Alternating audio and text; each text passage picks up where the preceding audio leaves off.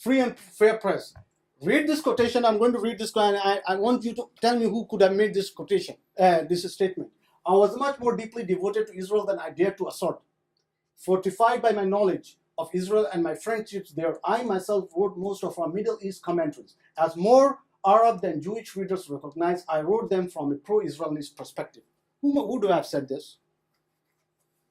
You would guess. Let me help you guys. You would guess somebody who is a journalist who is writing, some pro-Israeli somewhere, right? Let's see who wrote this thing. Max Frankel, The Times of My Life and My Life with the Times. So remember in the beginning I told you my experience. This I read in 2000, I think 2000 or 2001, I can't remember. His book.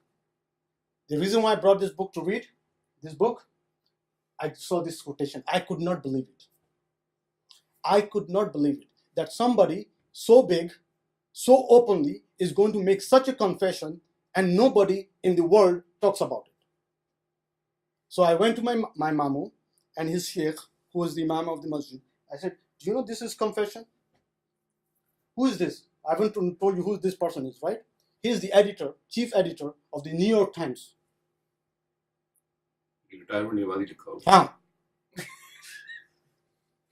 सच तो retirement के बाद ही बोले जाते हैं। So look. Okay, fine. He said it after. This confession. Does anybody know about this confession? He didn't make it in private. He didn't make it in a room. He wrote a book, 500-page book, and if you read the book, it's full of things that is mind-boggling that you and I don't know about. Look, I'll give you a little bit of history of this guy. He was born in Germany. He was the only child living in the Jewish minority area. Just think about it. How our history mirrors that history. Think about it. Okay? Hitler came to power, and this is what he has to say when he was growing up. Look at what he says. He says, I could have become a good little Nazi in his army. I loved the parades. I wept when other kids marched beneath our window without me, but I was ineligible for the Aryan race, the master race that Hitler wanted to purify Jewish blood. So what's happening here? I'll leave the dissection for some other day, okay? He attended Columbia College. He joined the Times in '52. He won the Pulitzer Prize. Nixon, he was, all this thing. He was executive editor from 1986 to 1994. Till 2000, he was still writing. He's sometimes said to have caused for the election by asking that question. And then on November 14, 2001, on the 150th anniversary of the New York Times, he wrote a very lengthy, open article about how the New York Times let down the Jews during the Second World War. New York Times. Yeah. Let's look at another one person. Again, 1880. Remember, 1800s? That's the time frame. I'm not picking any current, contemporary ones. Okay? John Sweeten. Who is John Sweeten? Was a Scottish-American journalist, publisher. He gained his greatest influence as chief editor of the New York Times. Okay? For a short while, he was not all the time, for a short while. Why did he leave the New York Times? You will see. He started his own newspaper called John Sweeten's paper, and it shut down. Yeah, it had to. You will understand why it had to shut down. He tried to work for the New York Suns, and it didn't work out. Why? Let's look at what he says. In his paper, this is what he used. He was against the robber barons. If you study the history of America, there's something called the robber barons. I can't go into the details here, including Vanderbilt and other people. He used to write aggressive articles against these people. He was against the exploitative prison labor. You know what that means? Does anybody know the wildfire that's in California? How much the prison population is being paid to fight that fire? $2. Why is prison so necessary? Like Dr. Fawad always likes to point out, it gives you cheap labor. It gives you cheap labor. Free labor. You know Victoria's Secret, which Victoria's Secret, the company. Where's their primary manufacturing thing? Prison. Do you know that? They are paid $1.25. So this is why it's secret. That's why it's secret. Oh, that's the secret. That is a secret. Okay. Despite And that's a very high. despite brand. gaining a significant influential readership in the labor movement, John Sweeten's paper was never a self-supporting business venture. Why? He refused to accept financial gifts for the publication, instead relying exclusively upon subscription, newsstand sales, and paid advertisement. Then it folded up. Why did it fold up? What? But before he left the Sun in 1883, again, listen, I highlighted the dates. To launch a newspaper organization, he delivered a press dinner, the speech he's most famous for today. Okay, let's look at it. What did he say? This is a very long one, but this is really the core of the things. There is no such thing in America as an independent press, unless it is out in the country towns. You are all slaves. You know it, and I know it. There's not one of you who dares to express an honest opinion. If you have expressed it, you would know beforehand that it would never appear in print. I am paid $150 of keeping honest opinions out of the paper. I am connected with. I am paid $150 not to say my opinions. Others of you are paid similar salaries for doing similar things. If I should allow honest opinions to be printed in one issue of my paper, I would be like Othello. Before 24 hours, my occupation would be gone. The man who would be so foolish as to write the honest opinions would be out of the street hunting for another job. The business of New York journalist is to distort the truth, to lie outright, to pervert, to vilify, to fawn at the feet of Mammon, and to sell his country and his race for his daily bread, or for what is about the same, his salary. You know this, and I know it. And what foolery to be toasting an independent press. We are the tools and vassals of rich men behind the scenes. We are jumping jacks. They pull the string and we dance. Yes. Our time, our talents, our lives, our possibilities are all the property of other men. We are intellectual prostitutes. That's perfect. That's right. That's really perfect. Now, just to give you this thing, if you're going to quote this thing, so you better give you a context of this quotation. This quotation cannot be directly traced back to John Sweeten. Okay? Directly, there's no link. You cannot get it in his writings. It is attributed to him. So better not to say he said it, better say it attributed to such and such. Okay? I can go into it. Let's go to the next one. Gary Webb. Anybody knows who is the journalist? This was the speech of him in the opening of a Sun, right? No. It was delivered at a press dinner. The speech, press dinner in 1883. Huh? He did the speech. So yeah, that speech is written down, has not come down to us. Okay, so it has come through oral traditions, and that's difficult to trace. Okay, so who is Gary Webb? Nobody knows about him. He's a Pulitzer-winning journalist who exposed the CIA importing cocaine into Los Angeles. Actually, this movie has same story. So look at what happens. The New York Times wrote against him. The Washington Post attacked him. The Los Angeles Times attacked him. Eventually, he was vindicated by the Senate investigation led by who? John Kerry.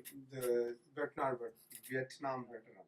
Okay, let's look at other free and fair press. I will go really fast on this. Okay, Operation Mockingbird. Nobody knows about this thing. This was effectively an operation by the CIA to infiltrate the media.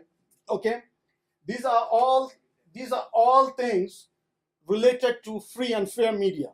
Okay, I can't go into each one of them. Okay, all this is part of the game. Now it is called Information Operations Roadmap. I don't know whether you guys have read it. It's about 200-page PDF. Download it and read it. It's very interesting. Okay, lawfare. This is something I want to use. Anybody knows what lawfare is? Okay. Listen to this lawfare. Lawfare is a form of asymmetric warfare consisting of using the legal system against an enemy.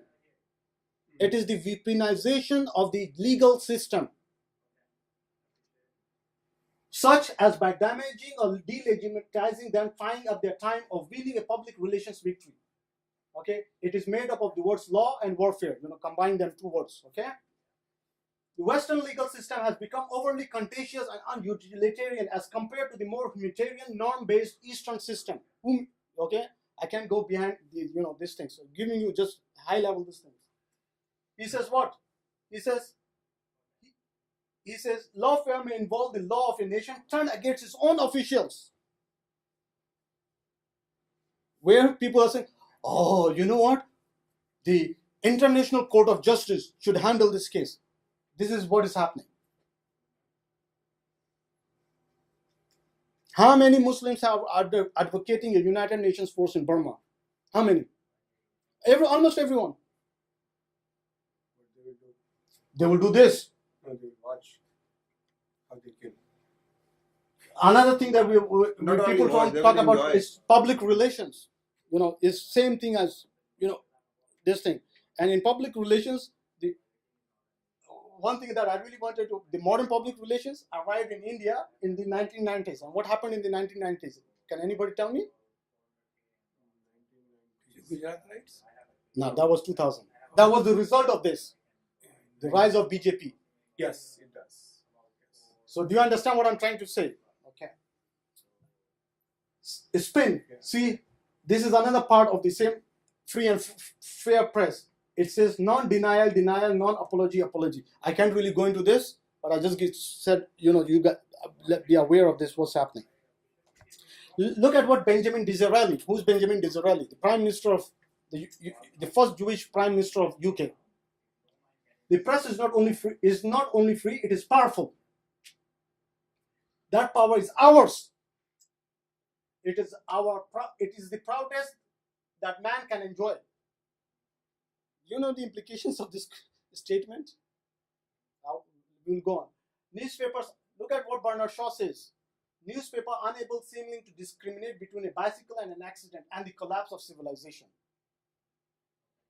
What he's saying is, somebody dies and a civilization is in crisis. You don't conflate those two things on the front headline news. One is a very, very serious business. One is a serious business. I think it is absolutely essential in a democracy to have competition in the media. What time is it? What time is it? 12:35. Okay, I think I will finish with this. In a democracy to have competition in the media, a lot of competition we seem to be moving away from. Who says this? Walter Cronkite. Walter Cronkite. Who is Walter Cronkite? He's the correspondent from the Vietnam War. Stephen Colbert, Ted Koppel, Ted Turner, what they are saying about the free press. You can see what they are saying about the free press. I want to go to Thomas Jefferson. What does he say? You know who is John Adams? John Adams, the second vice president of the United States and the second president of the United States, and the first vice president, and the son of the sixth president, and the father of the sixth president. What does he say? When people talk of the freedom of writing, speaking, or thinking, I cannot choose but laugh. No such thing ever existed. No such thing now exists, but I hope it will exist. But it must be hundreds of years after you and I shall write and speak no more. Meaning after we die. Who said this? Who said this?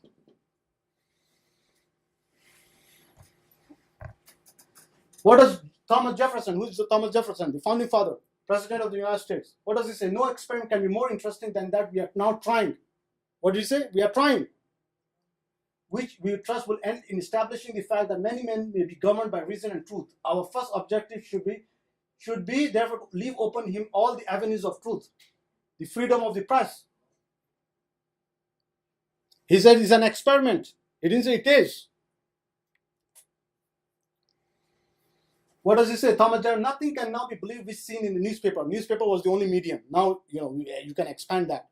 Truth itself becomes suspicious by being put into that polluted vehicle.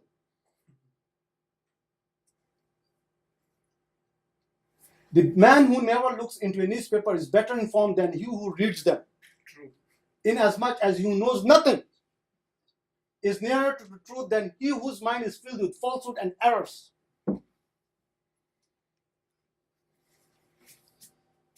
This is a very interesting character in the 1800s. He's a playwright, American playwright. He says, what? Journalism largely consists in saying Lord Jones is dead to the people who never knew Lord Jones was alive. Journalism is organized gossip.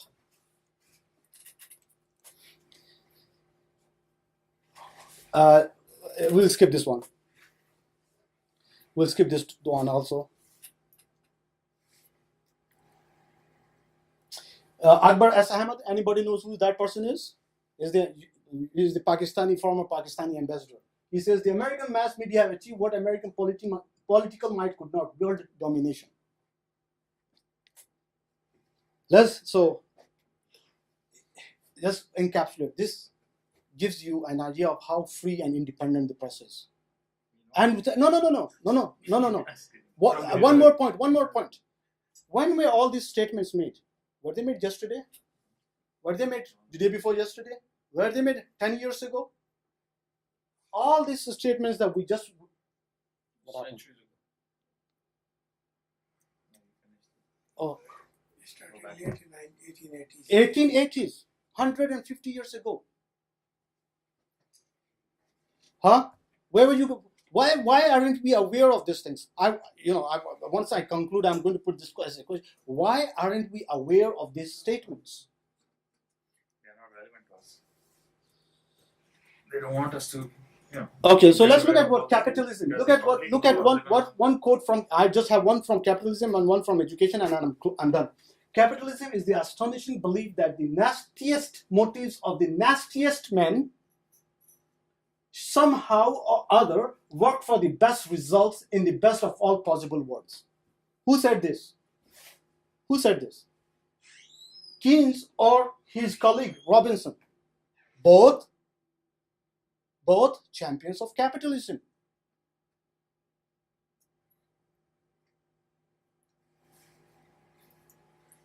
This is basically what it's saying.